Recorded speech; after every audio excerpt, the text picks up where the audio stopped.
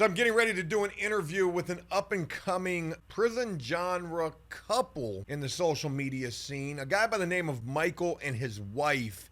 And what an interesting story these two have. Michael served time in prison, I believe in the state of Arizona, and his wife was a correctional officer in the prison that he was serving time in.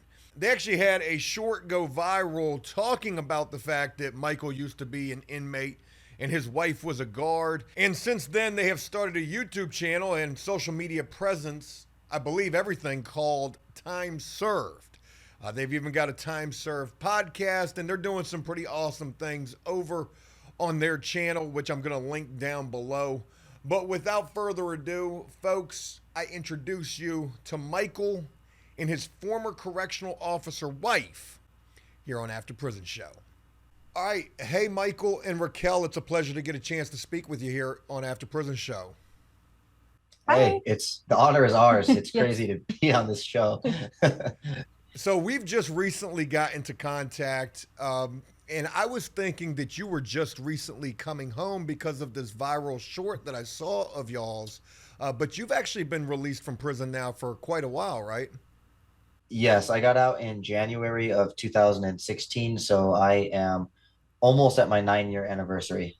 That's insane because I only came home just a year prior to you. So interesting talking with you too in the between time of us setting this interview up. You know, you tell me that you had been watching After Prison Show for some time as well. Almost since, I don't know, maybe like 2018. When did you start? In 17 or 18? 16. Okay, so you started as soon as you came home. Mm-hmm. And or almost as soon as you came home. And I probably started watching, I think you are probably the first prison YouTuber I ever saw. And I remember my wife and I even kind of talked about it. We were like, this is so crazy that there's content about prison, like just on YouTube. Because when I went to prison, YouTube wasn't really like a big thing back then. Like in 2008, it wasn't, as well known. So it was just weird getting out of prison and seeing like the videos that people were starting to make. And yeah, but I've been watching your channel for a long time. Man, it's crazy because I didn't know that you went to prison in 2008. I went to prison, or I got locked up at the end of 2007, so might as well have been 2008 as well. But same situation. When I got arrested, YouTube was barely a thing, and certainly wasn't any type of prison content or anything like that. Yeah. Another interesting thing, real quick, there's so much to talk about in relation to the two of y'all, so forgive me, I'm going to bounce around a little bit. But another really interesting thing to your particular story, Michael, is, again, you've been home now for almost 9 years, and you're just starting to do prison content now. But since being home, you've actually been interviewed by Big Herc and Fresh Out. Mhm. Talk a little bit about that. Yeah, about 5 years ago, I had, was it 5 years ago? It was before COVID, right? Yes. Yeah, so probably 5 years ago, I think he had done another interview in Arizona that I had seen. So I just shot him an email and I was like, hey, I'd like to share my story about telemarketing. Because when I was in prison, I did telemarketing. And it is a crazy story because it was a lot like Wolf of Wall Street in prison, but it was totally legal. Like what we were doing was completely legal. And Herc emailed me back and he was like, yeah, I'd love to do it. And so he came out, he interviewed me, and then he asked me, he's like, hey, do you want me to put your Instagram or your YouTube in the video? And I was like, no, I don't have an Instagram. I don't have a YouTube. I just did the interview because I just wanted to like, do the interview. I wasn't doing it to get like followers or subs or anything. I just did it to do it. And yeah, it was cool. Like he was a nice guy, and it was a cool interview. And he actually drove all the way out. We shot the interview like out at my mom's house because we were camping that weekend, and he came out before we went camping and just got it done like an hour. And yeah, it was cool. Good stuff, man. And shout out to Big Herc and Fresh Out. Just a small world, how it all comes together, right? But something that you shared right there that I wasn't aware of, and I didn't even know that guys did this. I did a video on this years ago talking about the boiler rooms, basically a prison job that I thought mostly only women prisoners had, where they're working these call centers and you were a prisoner telemarketer, basically. What were you guys calling and selling? So originally, the owner of the company, he had a very small company and he decided to hire inmates to do telemarketing for him because his other telemarketing operation wasn't doing so well. And he would send out placemats to restaurants and diners for free. And he would say, "Hey, do you guys want these free placemats?" The restaurant would say, "What's the catch?" And he would say, "No catch. We're going to put your menu in the middle. And then on the outside will be these little business card sized ads." And then the restaurant says, "Sure, send me 10,000." He would print up 10,000. And then we would call businesses near that restaurant and sell them little ads for $200 and say, "Hey, I'm working with, Joe's Diner. We have these placemats. When everybody sits down to eat, they're right there on the table. And you would have an ad for your, plumbing company on the outside of this placemat. It's $200. Yes or no?" And in the very beginning, that's what we sold. Later on, we transitioned to selling digital marketing. Instead of sending out placemats, he would send out TV screens, and then we could just sell, ads on the TV screens. Interesting. We're going to get back to that because that sounds really familiar to something you're doing now. Yes. Crazy. All right, one more question, then I want to get to Raquel because I don't want her just sitting here this whole time while me and you were talking. You said that his business wasn't doing so good, the telemarketer guy. What were you guys getting paid as prisoners working this call center? So in the very beginning, we made $2 an hour, which Holy this is in 2011. So that was a lot Yeah. in prison. Even right now, that's still a lot in prison, but it was a lot back then. And then every 3 months, we would get a 25-cent raise until we got to $3 an hour. And then we were capped at $3 an hour. But that's what we started at. Later on down the road, he ended up convincing the prison's administration to essentially let us make commissions. And that's kind of like when the story gets a bit crazy. Some of us start making thousands and thousands of dollars, and they're just putting it right on our books. And so, like, I got out of prison with 10 grand. I have buddies who walked out with like 75,000, 80,000, $100,000, making this kind of money while they were in prison. And it was totally legal, 100% legit. It's crazy. As we're doing this interview right here, I can already think of other prison content creators who are probably going to be reaching out to you after this, wanting you to share more in regards to that. We could make a whole video about all of that. I want to keep it moving, though, because, again, Sure. your wife here, such a dynamic part to the story of the two of you. Raquel, you were a prison guard at the prison where Michael was locked up at. Now, Yes. when I first heard that, because again, I saw this viral short that you guys made talking about Michael being a prisoner, you being a guard, and you're cooking spaghetti for him now. That was pretty damn funny. Of course, I, and probably like everybody else, was under the assumption that you two had a relationship while he was in prison, but that's not the case. Correct. Talk Yep.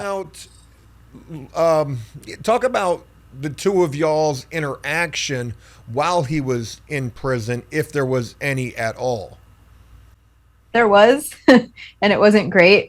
There was one day where I overheard him talking to another inmate, but I thought he was talking to me, and I got upset. So I went and searched his house, and I didn't search it very nicely. And after that, it kind of just set us off on a bad foot. Like, he just really didn't like me. And I wasn't, the nicest CO. So to the inmates, they didn't really like me much. None of them really did. But I didn't really treat them. I didn't treat them bad, but I wasn't nice. I wasn't like a caring type of CO. I was more of like a hard ass. So Do you feel like you had to be that way because if you weren't, they probably would try to take advantage of the situation? 100%, yes. And I knew that going into it because I'm a very nice person. I'm really sweet, and I'm just sincerely and genuinely nice. So going into it, a lot of people didn't think it was the right job for me because they didn't think I could be a hard ass. They thought I was too shy and too nice and too quiet. And in the academy, I just kind of transitioned and kind of got my CO persona. And then, just being a young female in a male's prison, like, I knew I had to keep that persona, so I did. And I guess you could say maybe I went a little above and beyond with it, but Yeah, I did. I felt that way. That's right too, because you were young as a correctional officer, right? How old were you when you were working in the prison? I started when I had just turned 22.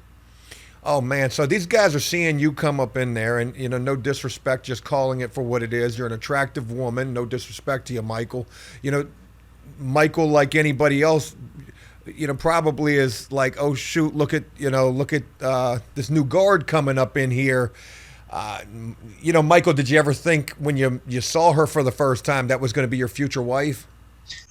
No, no, I do remember meeting her for the first time because she worked on a minimum yard that I had been on, and then I got into a little bit of trouble, went back to a medium yard, and then came back to the minimum about a year later. And she was the property officer. That was her job. She wasn't like a normal CO. She was in charge of the property window. I'm not sure if like property was the same where you were at, but It sounds pretty much the same.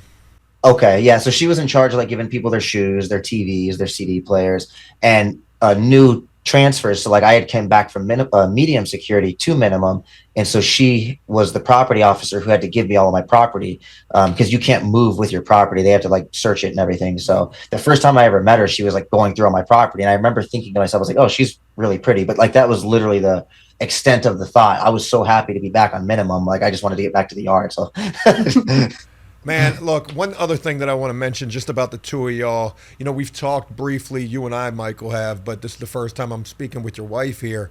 And what the heck was it? Oh, I was watching one of y'all's videos earlier today. It was the podcast, I believe, one of the podcasts y'all were doing. Matter of fact, I think it was y'all responding to the comments. okay. And I was watching this and I was reading some of the comments on that. And one of the comments that I read was like, something along the lines of, you two seem like the nicest people ever, and they were wishing you well on your way toward 1 million subscribers. And just this initial part of this interview thus far, I mean, you guys really are some solid, grounded, good people. I get that sense from just this brief discussion so far. But Thank you. Thank you. you're definitely not the normal run of the mill ex-prisoner, ex-convict type of people. You remind me a lot of myself, actually, Michael. And for you, Raquel, mentioning that you were this hard-ass guard, obviously we don't get that sense of you here. Right. But to go back to She that, was. but to go back to that thought real quick, when you were in the academy, was that what they taught you? Like, hey, look, these guys aren't your friends, When Yes. prisoners go to prison, at least in the state of Virginia, and I've heard other prisoners say this, maybe they told you this too, Michael, but, they told us, they were like, don't borrow anything, nobody's your friend, don't get into any debt. They give you these, I imagine in the academy, they're probably telling you similar things, right? Yep, exactly. They tell us that the inmates are going to try to compromise us by something very little at first. They'll try to give us a pencil and say, here, you can have this pencil. And then now they have leverage on you and they're going to suck you into bringing them in drugs, basically telling us don't have any interactions, don't give them any personal information, things like that. And they were very concerned about me in the academy. I'm sure were. I was very shy, and the sergeants, like they were a little harder on me than the rest of the students in the class. I was young, I was shy, I was quiet. So they made me like the PT captain to bring my voice out. They wanted me to bring my voice out, is what it was. And then look at you. You go in there and, you're tough, and that's the way that you had to be. You were a guard for how long? 2.5 years. I was just shy of 3 years. And what was your reason for leaving that job? When going into it, I never planned to be there forever. I planned to just be there a couple years while I was in college still, and just kind of something to make a little bit more money than what I was making as a dental assistant, and just kind of help me pay for my college classes and whatnot. And I had a son. I had just had my son right before I started the prison. So to be able to afford, living for the two of us. And then as I was there, I just started to dislike the job more and more and more. And I felt like I needed it for a while. And then I realized, hey, I don't need this job. And I started looking into other things. And that was pretty much the deciding factor for me. Like I can make more money going back to dental assisting and moving cities. And that's pretty much what happened. You said you started to not like it. What was the main cause of that? Was it the way that the inmates were treating you, or was it something in relation to the way that the inmates were being treated, or what made you not like it? Surprisingly, the inmates were the easy part. The drama and the staff and the just the culture in there amongst the staff, and just dealing with the higher ups and the rules and all that. And I just didn't like it. It was really like high school, and it just wasn't for me. Interesting that you share that. Again, you're a young girl or a young woman going into this job. They're worried about you with the inmates. I'm sure it was probably just as tough with you with the staff trying to push up on you, just like with the inmates. So you had to get it from, unfortunately, both sides. Yep, it actually was. It was annoying to say the least. Well, let's go ahead and fast forward. Michael, you get released in 2016. Yep. You're long since done with this correctional officer role. How do you guys reconnect out here in society? Me? I went to church the first weekend I was out of prison with one of my closest friends. Him and I had gone to church in prison together for a long time. And he told me, he said, "Hey, do you remember that guard, from the yard, the little pretty Mexican lady?" And I was like, "Yeah." He's like, "She goes to this church too." So I already knew that like there was a chance I might run into her there. And I did. And I had my daughter, who was 8 years old, with me. And she had her son, who was 2 years old, or three. He was 3 years old, with her. And we saw each other after church. And so I just asked her, I said, "Hey, is there like a Peter Piper pizza around this church?" Because it was in her town. It was in Tucson, which is about 40 minutes from where I lived. And I had driven down there to go see my best friend, who also lived in Tucson. And she told me about the Peter Piper pizza. And I was like, "We're going to go get pizza if you want to, go with us." So her and her son went out with me and my daughter to Peter Piper pizza. My daughter was a lot older, so she kind of like kept an eye on, her son, our son now. And, they went off and played, and we kind of just talked a little bit and ate pizza. And then I asked her out on a date. And this was literally as soon as I got home. So we've pretty much been together since I've been home. We got, married a year later, but almost like as soon as I came home, we were together and started dating, and then it turned into a relationship. There's so many things that like come to mind hearing this story. I mean, this sounds like a Lifetime movie right here. This sounds like every prisoner's fantasy come true. See, Michael did it. I'm telling you, that girl, man, that girl, I know she likes me. It sounds just so natural how this relationship just developed between the two of y'all. Was it at all weird? Like, did you go into this with any kind of intentions, Michael? Like, yeah, I'm probably going to see her, and she was cute. Like, was there any kind of, thought in regards to her being at the church, or was it just natural, like I had mentioned? No, in all honesty and 100% honesty, I just did 7 years in prison. So like, I'm young. I got out at 26 years old. So, one of the first things I did when I got out of prison was go on Tinder, and I'm, dating, and like, you do a long time in prison, you want to, date. So in my mind, I was like, yeah, I'm going to take her out and see what I can do. Like, just to be 100% honest.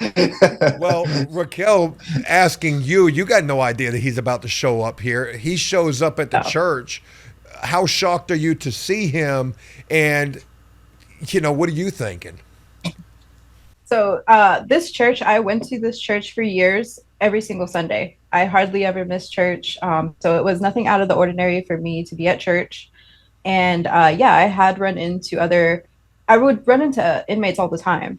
It was really? just like a normal thing for me. Being in Tucson, it's kind of a small town. It's a small city, I should say. So everywhere I would go, I'd run into, ex-classmates or ex-coworkers or ex-inmates. So it wasn't like uncommon for me to run into an ex-inmate, and it just so happened it was him that day. And I hadn't been working at the prison for quite a few months at that point. So I had already kind of moved on. Like prison was just kind of becoming a thing of the past. And when we ran into each other, you know, we said our hellos and I told him, you know, oh, good, you're out. You look like you're doing well, or you sound like you're doing well. So that's great. And he just kind of asked me to go with him to eat pizza. And I thought about it for a second. I was like, okay, that sounds fun. I just kind of saw him as like a person at that point, not an inmate anymore. Good for you, and good for the two of you as well. You said that you had ran into other inmates since, you know, you had been off the job. Mm-hmm. Did any of them try to ask you out? No, no. Like I said, I wasn't very nice as a CO. So some of them would like say hi. Others would just kind of look at me and glare.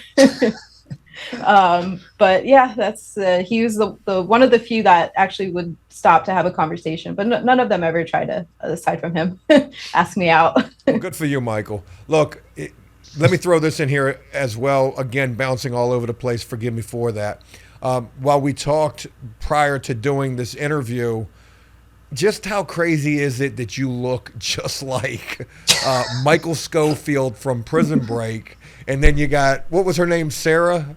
Yeah. Sarah the guard. Sarah. I mean the nurse. So you, Yep. I told you. I said if you're looking for content, you guys need to start reenacting this Prison Break shit. And your name is Michael at that. So that, Yeah, I know. It's just you got the tattoos, you got the bald head, you got the wife right here who used to work in the prison. Y'all would, hey, you would shut the internet down if you start doing this Prison Break skit. I think we're gonna give it a shot. Like if anybody knows content, like I trust your judgment. So I think we're gonna give it a shot. I'm not a great actor, so I don't know how. Don't even worry about that. Just have fun with it. You know. Okay. Just watch some Prison Break. Get inspired by it, dude. Y'all do some shorts and some TikToks and y'all make some content out of this. Just turn the camera on, start filming with it. Get your guy to film this stuff. Yeah. And, just get comfortable with it. Eventually it'll come to you. It might be weird at first, but man, once you get one that comes together somewhat kind of a good way, oh, you guys will be in it. And again, you look the part, so yeah, y'all could definitely At the very least, it'll be our Halloween costume. Oh yeah. Definitely give it a go. I think it would play well for you guys. But let's talk about content, because that's what you guys are getting into now. Michael, you've been home now for almost 9 years. Why the desire now to get into the prison genre or into social media at all?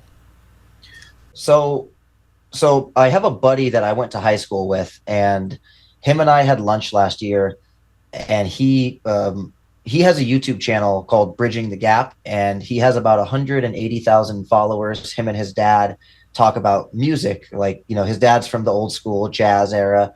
And so him and his dad will share hip hop and old school jazz. And they have a really big following. And him and I were having lunch, and he was just telling me about it. And I started talking to him, and he was like, dude, you should start a YouTube channel. He's like, it's really fun. You'd be really good at it. And I was like, you know what? I'll give it a shot. So when the new year came around on January 1st, I released my first video. It was horrible. And I kind of talked about how I went from prison to becoming a business owner. And then I made a video about how I quit smoking and vaping, how I quit drinking.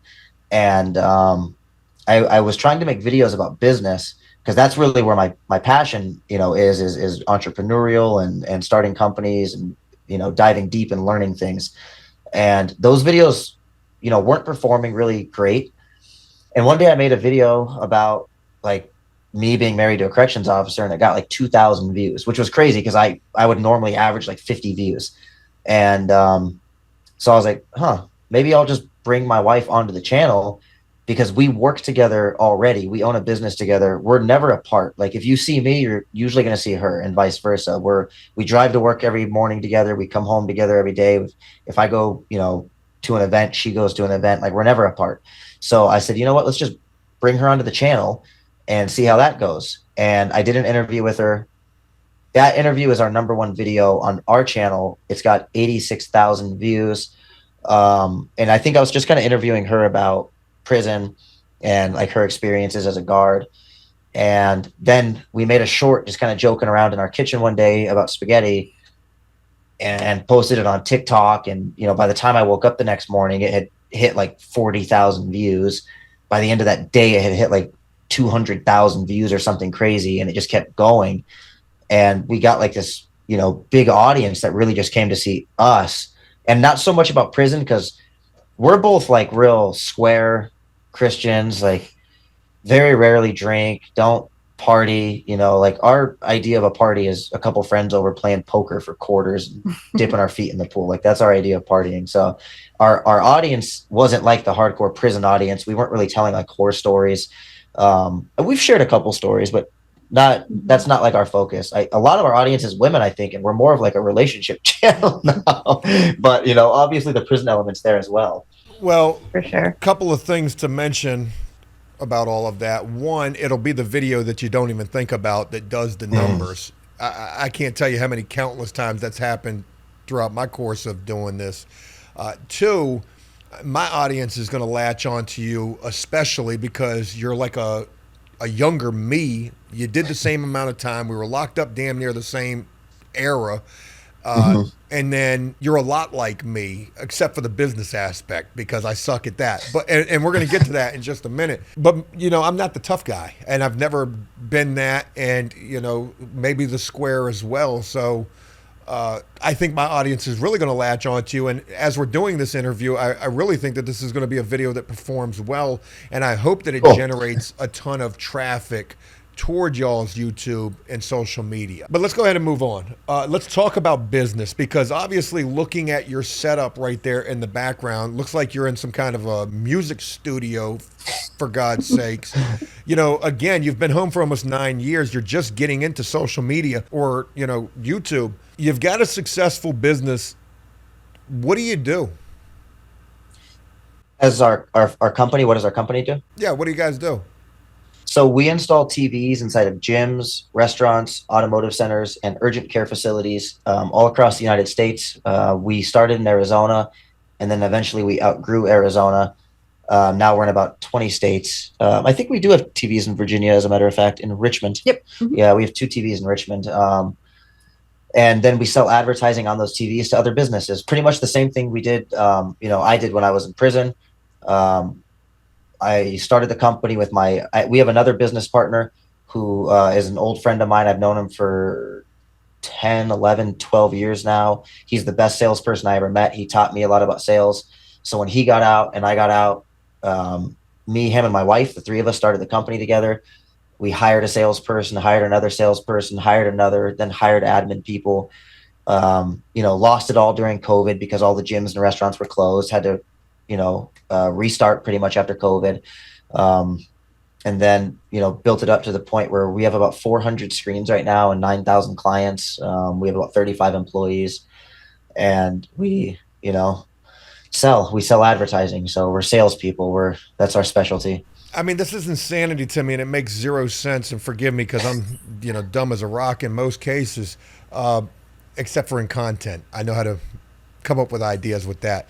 But you guys install these TVs in these locations, and then these specialized TVs just run advertisements for businesses that you guys sell that advertising to?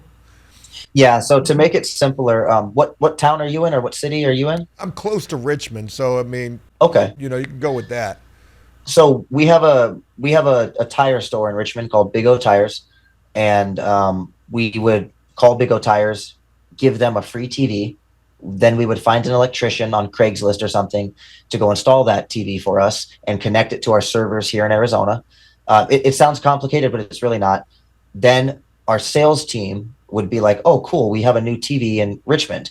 They would start calling the painters, the roofers, the insurance agents, the real estate agents, the mortgage brokers. Even like we sell advertising to prisons. Mm-hmm. We sell advertising to police departments, sheriff's departments, the military, because all of those places are hiring, right? Like the prisons are always hiring guards. So they would love to have an ad at a gym on the TV. We can call and sell anybody. We've sold ads to hospitals, nonprofits, churches, sports teams. Literally, like we've sold one of our biggest clients was the Major League Baseball. So it's anybody really who would just want to have an ad on a TV at a gym or at a restaurant or at a tire store or at an urgent care. Okay, well, again, you're talking to a rock here. Sell me this pin, Michael, just like you were doing in prison, right? Sell me this Yeah. pin. I got a failing, a million adjectives to describe this painting business that I have, right? Where I've given it my all, but like most everything that I do, it just doesn't work out. So I've got a painting business. You're calling me to sell me on advertising. How are you going to sell me on that?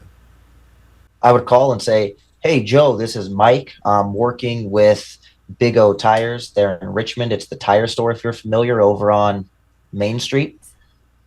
And you might think I'm calling to get my store painted, right? So you're going to be like, okay."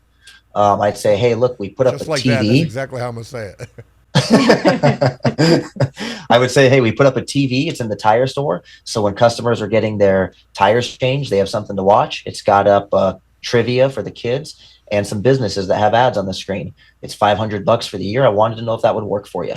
And then you would ask me, "Oh, let me talk to my wife about it, or let me, run it by my accountant, or let me check my budget," or something like that. And I would tell you, all the benefits. Hey, it comes 5 times every hour. You can change it whenever you want. We get 100 customers a day in this store, and for $500 a year, it's a great deal. If you don't want to do it, I'll call the next painter in town. Right. And then I've actually had people reach out to me, not for a TV ad, but for other advertisements similar, I guess. And I always hang up on them. And I'm sure you guys get a lot of people that hang Oh, up yeah. on you too. But Oh, yeah. Oh, yeah. if I did take it serious, because I don't take much serious, and no disrespect or discredit to what you guys are doing, because obviously you're successful doing this.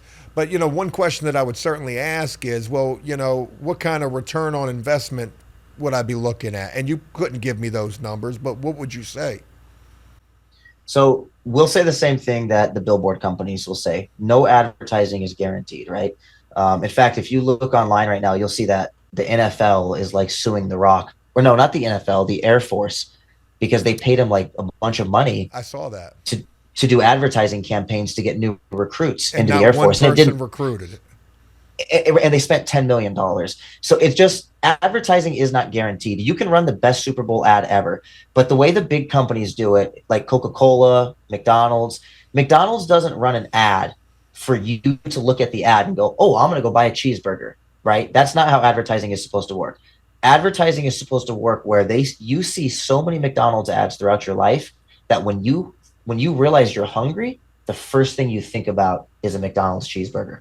It's called TOMA, top of the mind advertising, and it was like a psychology trick developed like in the 50s or 60s to pretty much stay at the top of people's minds at all time. So, like here in Arizona, we have really big law firms. They're everywhere. They're on all the billboards, all the newspapers, all the magazines. Nobody looks at the billboard and calls that guy, when they get into a wreck.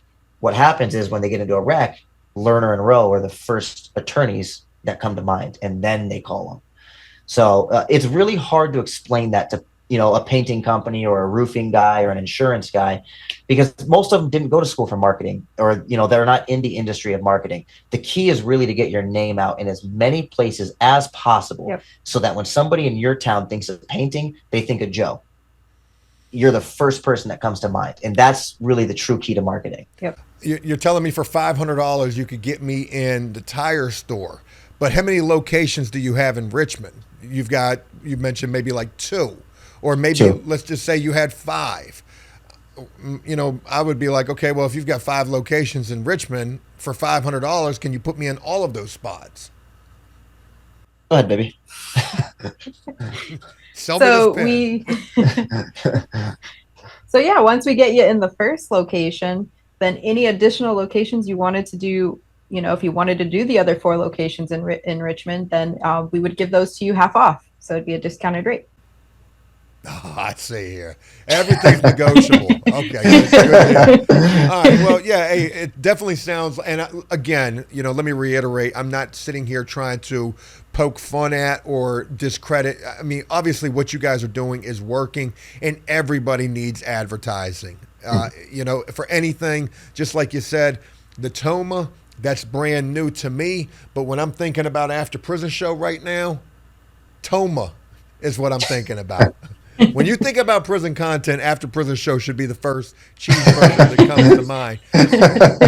But cue the violin track. It's certainly not these days. But anyways, I'm just having fun. So yeah, let's carry on with this. Michael, one thing that we haven't even talked about, you went to prison for 7 years. What did you go to prison for?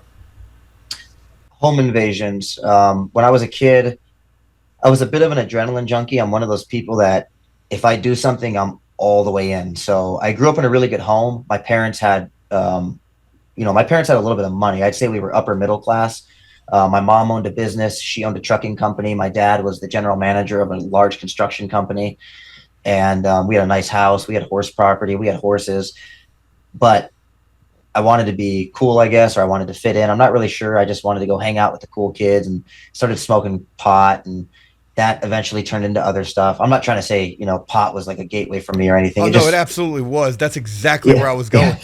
For those of you who don't think that pot, the devil's lettuce, as I like to refer to it as, is a gateway drug, look at Michael here. He went from pot to home invasion. So keep doing that. Yeah. No, seriously, I did. That's a good way to to phrase it, because I did. I went from. We got to clean that up because everybody's going to be like, no, it's not. So anyway. There was multiple levels, right? Like, so I did, but the major influence was really my personality. It was really like the severe ADD, OCD that I have, and I'm still like that today. Which is like why the studio looks like this. Like when I decide I'm going to do something, I go all in. So like one day she wakes up and I'm like, babe, I'm going to build a studio in the guest room downstairs. And she's like, what? And then boom, a week later, there's a studio in my guest room downstairs that like took dozens of hours to complete. So I started smoking pot. I started doing other stuff. I don't want to say all the names because I know it has to be edited out for YouTube, but you can imagine. I stayed away from like the hardcore narcotics. I was more into like the party stuff. And then I started, robbing people, and it was really the adrenaline rush for me. We got to the point where, probably a couple hundred robberies, to be honest. My best friend got shot in the stomach with a 22, and I dragged him into the hospital. I didn't even really believe him that he was shot because there was no blood. The bullet had gone in and cauterized itself. There was no blood, but what had happened is it had gone in and bounced a bunch of times. And so he came out of the hospital like 5 weeks later, like he had lost like 60 pounds and, he looks like he was near death. And that was towards like the end of my criminal career. And then I got caught shortly after that. I went to prison. He went to prison. He's my co-defendant. We're still good friends to this day. In fact, he's also reformed. He has a job and a wife and 2 kids, and they always come over to the house and hang out with us. And it's funny because back then me and him we were complete menaces to society, and we had no business. We did not belong on the streets. Like we needed to be in prison because we were going to hurt somebody or, and luckily we both reformed and we both realized like the error of our ways, I guess. And he just works now and he does concrete and, takes care of his wife and kids. And one day he's going to come on our channel. He's at the house all the time. So I was just about to say that he definitely needs to come on the channel for sure. Yeah. Hold on one second. Second. Oh my God. Thank God. Actually, hold on one second. Do me a favor and talk real quick. Mic checking, talking into the microphone. Are we okay? Perfect. Yep. I should have checked all that prior to us doing this, but everything's working correctly. It would have been my luck that it would have not been working good. Hey, you mentioned you've got a technical guy. Good for you. I had one many years ago. What an immense help I can imagine that is for you. Does this guy, what does he do? He edits for you? He films for you? He sets things up? Yeah, so he works for our company. He's one of our IT guys for our main company. And when we decided to start YouTube, he's actually on the side, he's a wedding photographer and editor. So he comes from like a cinematography background. He's worked like on small movie projects and stuff like that. And he actually worked on a podcast like a couple years ago. And so we just brought him on to help us. He's been with us like since day one. His name is Matt. Whenever we go, shoot videos out in the field, he's with us. you know, when one day when we get our silver plaque, like we're going to take a picture and Matt will be in the picture. So he's not on camera very often, but he's like a big part of our channel. Well, good for y'all, man. Yeah, it's good to have help. I miss it every day, but I've had to teach myself a lot of stuff, and Yeah. you should do that as well too. Though it's always good to know how to do this stuff. Completely off subject, but you know I'm just as OCD as you. We got a lot of things in common here, Michael. Is that LVP flooring behind you on that wall? What you got going on there? It is reclaimed wood. Okay. Yeah, so we bought it off a guy on Facebook Marketplace for $300. We drove out to the other side of the valley, and then I can send you photos if you want to edit them into the video of me and Raquel. So this room actually is next to our garage, and the water heater uh, busted, and so it flooded this room full of water. So the carpet had to come out, and a big part of the drywall had to be replaced. And the room, we gutted the room, and we're like, you know what, like it's also the right time now that the room is gutted, like let's turn it into the studio. So that played a big part in us turning this room into the studio. And me and Raquel put that wall up. There's foam panels on the right and left wall.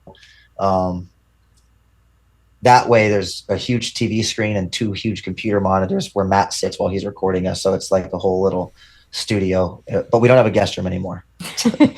Sacrifice. But we don't have guests. Oh, Mother-in-law not so happy. you know, I saw this. What's in front of you is impressive. When we were talking earlier on the FaceTime call, yeah, you got a real deal setup right there. I got well, what I used to have was my computer was sitting on a table saw, and the other part of my computer literally is still sitting on a TV tray. So that's what I got going on but I do got the jail bars in the background that you can see right I see there. that. Yeah. So what I'm getting ready to do in here is I'm getting ready to take out these countertops and cabinets, and I'm going to build a prison cell in here. I mean, how burnt do you got to be, Michael, to go through prison and miss it so much that you got to build a prison cell at your damn house, right? That's something you would so do. It's a really good idea. I'm jealous Dude, I didn't have it first. I have it all planned out, right? Because it's got to fit the space. So I'm going to have the bunks on the back. I'm going to have the toilet back. Oh my God, you're going to do the whole thing. That is Dude, crazy. I'm going It's to have the bunks. I'm going to have a top bunk and a bottom bunk. Like, I'm going to have the damn toilet right there. It's going to be official. I'm thinking about going and doing it tomorrow, but I got something I got to do. So, anyways, let's get back to some of the content that you guys are doing, because that's something that we haven't talked about much. We talked about this great idea y'all doing the prison break skits. Yeah. Let's talk about what you guys are actually doing. You're doing a podcast, but you're also working with people who are coming home from prison, something that me and you talked about quite a bit today. Yep. And something that I've done quite a bit, gave you a little bit of my insight in regards to that. But talk about what you guys are doing with people coming home from prison. So we pick up inmates as they're getting released. We go pick them up at the prison. Then we take them out. It's pretty much, we tell them it's your day wherever you want to go, and we'll just, chauffeur you. But we document it as well, and we ask questions. Usually we go out to eat, then we take them shopping. We get them some clothes. We give them like a gift bag with some cash and some other resources just to help start off. And then we take them to wherever they need to go. Sometimes we bring family members along, and we just hang out with them pretty much. How was that for you, Raquel? This is totally left field from, especially your past being a correctional officer. Do you have a newfound sense of appreciation for people coming home from prison? What's the experience like for you especially? So for me, actually going into being a corrections officer, I went into it with the mentality that, hey, these inmates are people. They have families, because I have family members, some who were very close to me, that had been in jail or prison. And I knew that they're good people. They just make mistakes or, battling their own demons. And they really are, at the end of the day, just people who have families that care about them. So when I was in there as a CO, yes, I had the hard ass exterior persona, but I knew like they are just people, and there are people out there that care about them. And at the end of the day, that's how I saw it. and I left with that same mentality. So to me, it is a good thing to help them, to give them a helping hand, because the last thing, you know, any of us want is for these people who are really just trying to get out and do good and do better, you know, fall back into old ways and go back. So even just one person, if we can help one person from going back to old ways and ending up back in prison, that's great for me. Good for y'all for this. This is something that I dabbled with a time or two. How many people have y'all worked with thus far? Yesterday was our fifth video.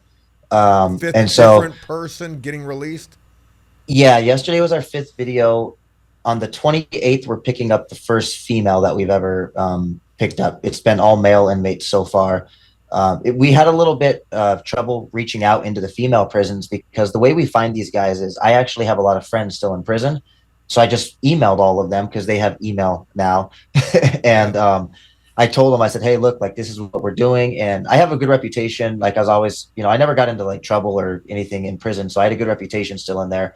And I have friends, you know, in Arizona, they get moved around to different complexes. So I've still got buddies on all of these different complexes. And I just shot them an email and they started sending us referrals. But I didn't have any female friends in prison, obviously, because I've never been to a female prison. But eventually we had a friend who knew a lady who was in prison and we reached out to her. And so we have our first female interview coming up in a couple weeks. And her mom is going to be joining us and her son, who is, and then she's actually studying to be a minister as well, which is super cool because Raquel is also studying to be a minister. Okay. So that'll kind of provide like a different element to like the video. Yeah. Yeah. So Yeah. When she told us that, I was like, wow, this can't be coincidence. Man, good for y'all. And again, you guys have only just been doing social media now or creating content for a short period of time. yeah, January we started. Yep. So it's not even been a year yet, and here you guys are already getting ready to be working with the sixth person, picking them up and trying to do something positive for them. But not just, you know, picking them up and spending a day with them. You mentioned that you do whatever they want to do. You know, talk about some of the things that you've done with some of these people that you've picked up from prison. One of them we took to the mall with his daughter, and we just kind of walked all over the mall and went all kinds of different places. We went to like the chocolate shop. We went to the pet store. We got him some shoes at I think it was Foot Locker. We went to like I think it was Macy's for clothes.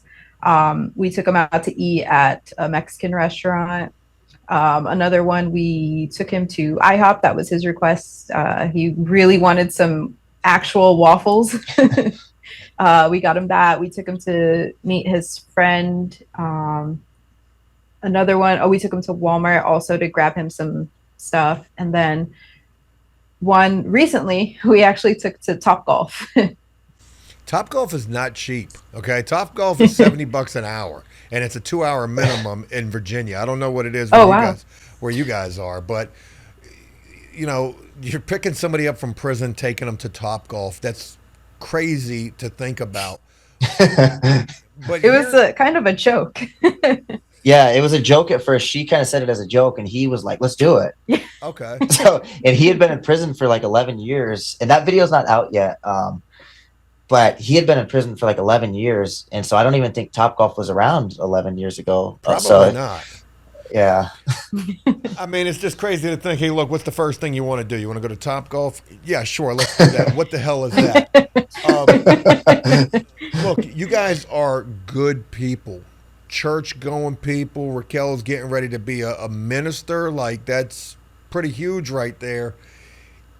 You're business owners, your parents, and you're finding the time, which is the craziest thing to me, because when I think about what I've got going on, which doesn't even seem like a drop in the bucket in comparison to what y'all are doing, you know, I struggle with having the time to be able to do a lot of the things that I'm trying to do. How do you guys manage the time? You know, you're taking a lot of your time out to go spend an entire day with somebody you don't even know to do all of this that you're doing, and a lot of money. Let's call it for what it is. You know, you're probably spending, you know, upwards of $500 to $1,000 a day working with these people. Yeah, each video is probably about $700 or $800. But the first question, the time, I think one, there's two reasons. I have like severe OCD, like ADD, like to the point where like it's almost like I need to probably go get like see a doctor because like I get up at 1 in the morning and have to trim all my fingernails because they're too long. It's exactly We what I can was go thinking together, of. Michael, because I'm fucked up too. Look, let me just tell you for what it is. Yeah, I got so up at like 3:30 this morning thinking to myself, I'm like, I got to edit 3 videos. I need to do that before my son wakes Yeah. up at 6 o'clock. That gives me 2.5 hours. Yeah, man. That's Hey, me. And I work like crazy fast. Like, so I move real fast. I'm always like ADD. People think I'm like on crack. I'm not. I'm sober except for my coffee, But I think that's maybe the first reason. I do work really, really fast. But then the second reason is her and I, because we own a business together over the last 7 years of owning our business together, we've turned into like a power team. Like we're crazy. We work together so good at everything we do. Like even building the studio, we knocked it out like in 2 days. Yeah. And it's a lot of work. It's hard to kind of get all on camera, but like the floors, we have like those huge gym mats that had to be like custom cut to absorb sound, and the floors and the desks and the spacing and the shelves that are everywhere. But like we just work really, really well as a team. And then our children are like our daughter who's 16, our son who's 11, almost 12 now. We're all like a little military unit. Like we all move together real well. We all like operate like like my son, he cleans out the pool, and my daughter sweeps and mops, and like we all work together as a team. So that's probably how we do a lot of the time, make up a lot of the time. But then going back to like the cost of the videos, it's an investment for us. Like our channel is monetized. We got monetized, I think, in May. But to date, because most of our views come from that viral short, that short's only made about like $1,000. Our entire channel's only made like maybe $2,100, and we've given every single penny to Matt, our producer, because he spends so much time editing, he spends so much time shooting, he spends so much time, and he lives on the other side of town. He's always driving over here. And he's got a family as well. He's got a wife and a son, and it takes time away from them. Yeah, that he spends with us too. Yeah, because he works for our company Monday through Friday, 8 to 5, and then he does the podcast after. So he makes 100% of what the channel makes as of right now. But for us, it's also an investment. We know that there is a lot of potential in this, and so we're looking that one day this thing can grow big enough where it will be able to pay for these interviews and make profit. Like, don't get me wrong, like I love making money as well. Like that's why we're business owners. But eventually it'll make enough money where we can, do more videos like this and help out more people. That's kind of like the long-term goal. Hey, do y'all want to be on TV? Well, I don't. I don't know. I don't know. Let me tell you like this. I've got a few, and I say this, I am absolutely nobody. So let me just clarify that. But throughout the course of the, 7 or 8 years that I've been doing After Prison Show, I've ran into a handful of TV people who have reached out to me wanting to make a show with After Prison Show that never materialized. But I know a lot of TV people who would be really interested in the two of y'all. I can't believe like a Love After Lockup hasn't reached out to you. Or, I mean, you could be your own damn show. I mean, former inmate, former guard, married. You've got the perfect marriage, it sounds like, the perfect life. I'm not going to lie. It's not perfect. I'm not going to lie, man. I'm a little freaking jealous, okay? Forget the YouTube success that y'all could easily garner. Dude, you're a successful business owner. Man, I look at you and I'm like, this dude don't got a worry in the world, man. I mean, yo, life is good over there in Arizona for you, and rightfully so, it should be. But I know I went all over the place right there. Forgive me. You're good. I'm following. I know that TV would really be interested in what you guys have going on, whether it be what you're doing with the prisoners coming home or just y'all's individual story. So, consider that you're going to be getting emails sooner or later from some TV person saying, hey, you got any ideas for doing television? It could seriously happen. We've thought about writing a book, and I just want to say too, for all the viewers, like I guess like it does sound like, perfect, and we're super blessed. Like we have an awesome life, but at the same time, like it's the simple things that we want. Like we're trying, do you mind? Like, you could? I don't mind. Okay. We're trying to have a baby right now. We've been trying for years. Yeah. Well, it's like we're we're in the middle of like tons of genetic testing. Like they think maybe there's something going on with my genes and her genes that like we don't match up correctly. Like she's fine and I'm fine, but like we're not matching. We've both had a kid, but with ex relationships. Yep. So yeah. So are you guys dealing with IVF right now? Yeah, we're in the middle of IVF. Shit, man. Like, are you my doppelganger? Like, what the hell is going on? Are you doing IVF right now too? No, I went through it 5 times. Oh, did you? 5 times. No. I went through it. Successfully? No. 5 times until it was successful. The 5th time was successful. The first time. Well, congratulations. Well, thank you. My son, the blessing that my son is. Yeah. But we went through it 5 times for it to, short of it is we went through it 4 times at one clinic at a cost of an unbelievable amount of money. Yeah. And then we went to a new clinic, just a last ditch effort. And they were like, hey, look, we're going to do it a little different. And what they did actually worked.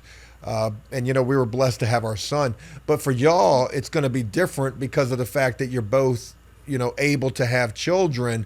I'm sure that you wouldn't have to go through. And forgive me for sharing that with you because I know that no, not at all. Traumatic. But it is it's scary. Yeah, it's scary because it's our first time and we're just at the testing phase right now. So they've been taking blood and stuff from me and they've been taking no blood. They've been taking blood. They haven't had you go into the room by yourself yet? Yeah, twice. I've done that twice. I just did it Friday. Yeah, boy. Hey, there ain't nothing like that, man. Like, hey, go give us a specimen. Here's a magazine.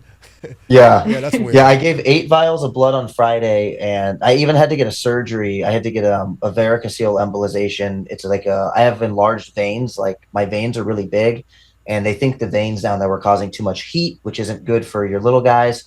So they went in there and embolized the vein. That was like in March. Yeah, that was in March. But we're considering doing it in Thailand because Thailand actually has higher success rates than the United States. A significant amount. It's 60 to 70% success rates compared to the US, which is 50 to 60%. And Thailand is way cheaper. Even when you factor in the cost of airfare and like living out there for a month, because you have to be there to, do the shots and stuff. And we've always wanted to go to Thailand. It's like a dream of ours to go to Thailand. So we're considering, considering that. Who are y'all, man? I mean, this is crazy. What was I going to say? Yeah, sorry. This was supposed to be like a prison interview, and we went all like on the doctor's freaking type of time. But no, I wish you guys nothing but success in regards to all of that. Thank you. What a crazy story. And this is only like the tip of the iceberg, the things that you guys have shared here in this interview. Just what a crazy, amazing, awesome story the two of y'all are and together. I'm a little envious of the fact that you're able to work with your wife in such a way that y'all are able to get shit done. And, me and my wife, I love my wife to death, but, we couldn't work together. I don't know a lot of people who could work with their spouse. So it's not for everybody. Yeah, it just sounds like y'all really have your stuff together in all facets. Is there anything you guys want to ask about? I mean, we're having a lot of fun, like with the content.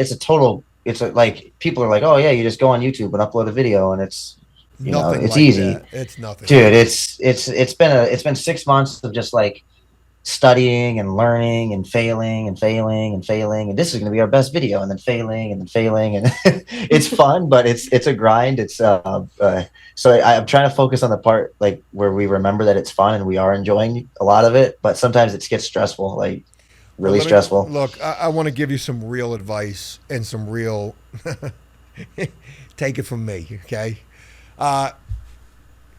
This is when it doesn't seem enjoyable anymore, take heed to that, okay? No matter what, let it always be enjoyable to y'all. Try to always enjoy it. Because what I've seen social media do in my own personal situation, and not just in my own personal situation, I've seen it happen to a lot of people. It can burn you out. It can cause an immense amount of unnecessary stress. And, you know, I mentioned how much you and I have in common, Michael, but there's a major difference between us as well. The fact that you do have a very successful business, so you don't need this. You're doing this with the Right. hopes that it could do so much more, and maybe it could be lucrative for you guys, which I truly hope that it will be. Don't ever get rid of, or don't ever let go of, you know, what you have that's working right now. Because once you have to hold on to this in an effort to try to be successful, that's when it gets even, it can get even worse. You know, That makes sense. in my own particular case, I started multiple different business ventures throughout this because I always felt like this wasn't going to be here forever. This was legitimately the one thing that I did in my life where I was successful, and I was really successful for a good period of time. But at this point in my life, I'm really, you know, struggling to, I guess, try to bounce back. And that's, you know, realistically, that may not be able to happen. And you couldn't imagine the amount of stress and pressure that I put myself under personally with that. Because if it doesn't work out, then I just am admitting and recognizing the failure that I've let this become. Like so many other things.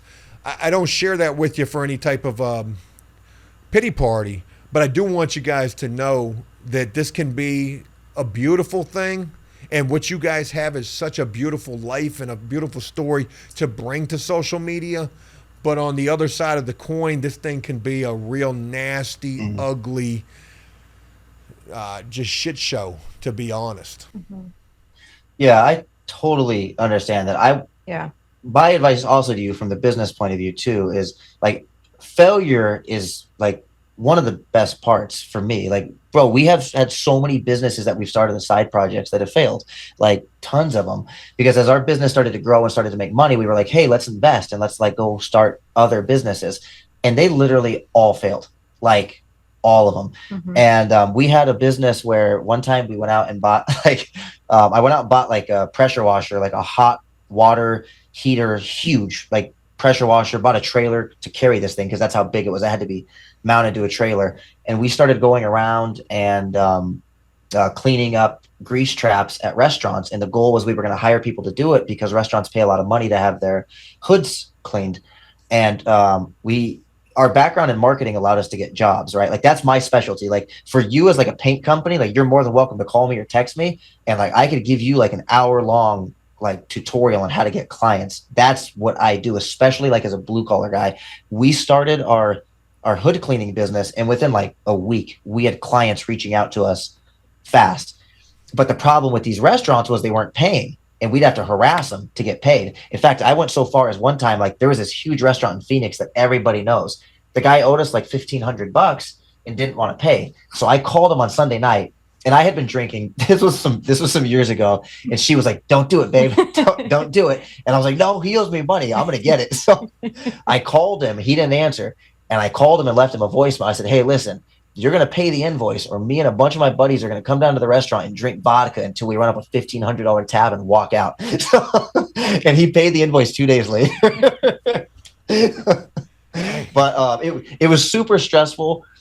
We've had other businesses as well, and it's they've all failed. It's been even our YouTube. Like I said, we've invested, dude. We're probably 20 grand into this thing by now, and the channel's made maybe $2,000, of which all of that went back to Matt. Yeah. So and we're in the middle of doing IVF too. So you know, we're like hoping, like man, like let's hope this thing works and takes off because one, it is fun and we are enjoying it, but two, you know, it could do well if it takes off and like a big enough audience finds it. So, but who knows? Like we don't know. And if it does fail, I just look at it like, cool, we learned, we had fun.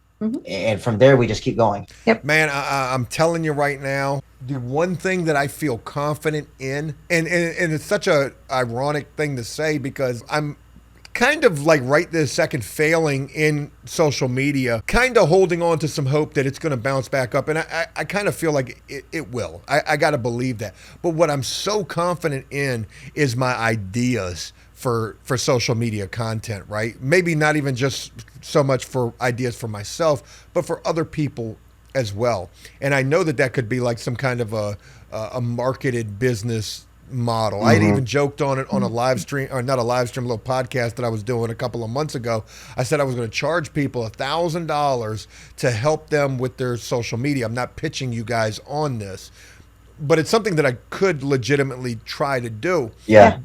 But looking at the two of y'all, man, I can see it working for y'all. And that's not so much just focusing on the prison aspect as focusing. What you're doing with these guys is great. I think that there's some real longevity that could happen from that. But the reason why that's going to work is because of the two of y'all and y'all's dynamic, what y'all do together. So y'all just being the couple, vlogging your life and what you guys got going on, I think people are really going to tune into that, especially because they're going to know you're a former inmate and she's a former guard and y'all are married now, and where your life is at. So that's another thing that I would definitely start sharing more if you guys want to share that type of stuff. I mean, that's getting a little personal, but if y'all put y'all's life out there, I think people would tune in to see that. Yeah, we'd be totally open to that. Yeah, And definitely. going back to your first point, yeah, you have to think about it like from this point of view, as far as like you marketing that service to people. You've done this for 7 or 8 years, and in that 7 or 8 years, you've seen massive success, you've seen failure, right, which is all normal parts of running a business. Well, except massive success. Most people don't ever get that part, and you've had that. So you've had multiple successes and failure, and all of those have taught you things and conditioned your brain. Like, you look at YouTube a lot differently than I do, because I've only done it for 6 months and you've done it for 7 years. So like the level of experience and knowledge that you have, just the things you know, are worth something, right? Just like Mr. Beast says, he says he could go and start a YouTube channel without his face and build it to 10 million subs or within 6 months because of what he has in here. So what you have in there is marketable. It is valuable, right, to the right person. And that's the key, is just trying to find those people. Like, you gave me an idea earlier that was like a crazy good idea that I had never thought of. Just the idea you shared right now, like putting a cell in that room, that is a crazy good idea. And then I was watching a video that you dropped, I think like an hour ago. You just dropped a video, right? Like an hour ago. Yeah. And it was the guy who did 25 years in prison. I was watching it, and that's the key to this content thing, right? Is just being unique, being different, and you know, keeping, you know, viewers engaged. And that video was like great, and the idea you gave me was great, and you have a good mind for this, like definitely. That's why you, out of all the prison YouTubers, that's why you're, you know, probably, I don't think there's any channels that have more than a million. What do you have, 1.4 million subs or something? 1.37, which means absolutely nothing. There are actually channels out there that have a substantial amount more than me. What's his name? DPZ. Yeah, he's an old one too. He's got like 2 Yeah, million. I've been watching him for a while too. He did the food videos for a long time, but man, he just did a collaboration with this guy, FaZe Rung or Rugs or something. This guy's got 24 million subscribers, and he just did a collab with that guy. So yeah, he's definitely about to blow up. But the numbers don't matter. I mean, they look good. Yeah, they're flattering, and people love to throw those numbers around when you've got the million. But what matters is people actually watching you. And you guys are new, you guys are fresh, and I think that you guys are going to stand a really good chance of seeing success with this. And, you know, we've done this interview here. I'm going to go ahead and wrap this thing up and get this to an end, because I'm taking up a lot of y'all's time. But I want to stay in contact with y'all. We're definitely going to be doing something for your channel. I don't do things with people. I don't really do the collabs, but, you know, I'm stepping out of my comfort zone.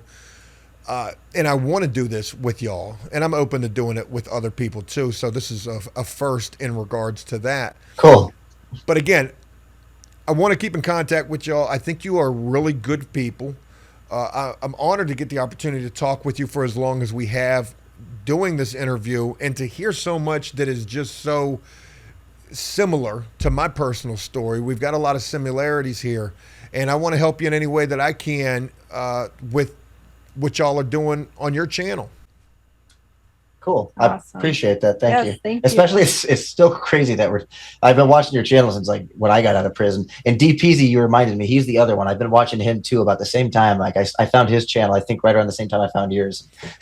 You know, I'll tell you this, and this is just real quick, neither here nor there, but even at the height of my success, 2017 was the height of my success. I would have people walk up to me randomly, oh shit, you know, Joe from After Prison Show. And it would always just strike me so crazy because I never thought of myself as anything special. Like, I'm not no celebrity, but people certainly used to think that I was when they would meet me from time to time. But yeah, man, hey, I'm just another guy like you, man, and honored to get the opportunity to talk with the both of y'all, to get to share your story here on After Prison Show. I'm going to be linking your channel down below so that people can come check y'all out. And as we wrap this up, anything y'all want to leave everybody with? Thank you so much. Appreciate you doing this interview with us. It's a pleasure speaking with you. And to the audience, just, you know, inmates have, you know, are people who have made mistakes and they did their time. And when they get out and back into society, it's important to not judge them based on their past and their mistakes, but better to try to help them stay out and reform and be better people. Good for you. Good for the both of y'all. Absolute pleasure getting the opportunity to talk with y'all. I'm going to look forward to talking with you soon, and appreciate your time. Thanks, Joe. I appreciate it. Hey, y'all take care. You too. You too.